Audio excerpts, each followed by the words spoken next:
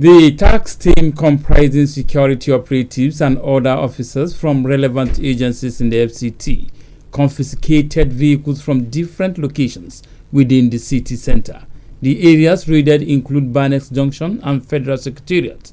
Secretary, FCT Command and Control Center, Peter Olumuji, says the operation followed credible intelligence from relevant security and paramilitary agencies on illegal parks serving as criminal hideouts. The enforcement team is all out to ensure that we dislodge every location that harbors indiscriminate parking, because the aspect of the issues of one chance have been coming up. We've been receiving reports, and the security agencies that you can see around us are giving credible intelligence. That's why we have the police, the DSS, the civil defense, and all other relevant security agencies on the team to dislodging the activity of one chance operators. And most of the time they use unpainted taxis and park in this and park in locations that are not a mark for parking.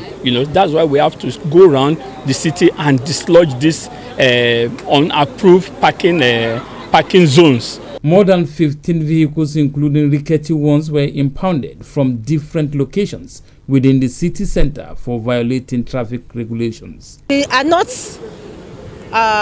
abiding by the rules of transportation of traffic. They are always doing the wrong thing.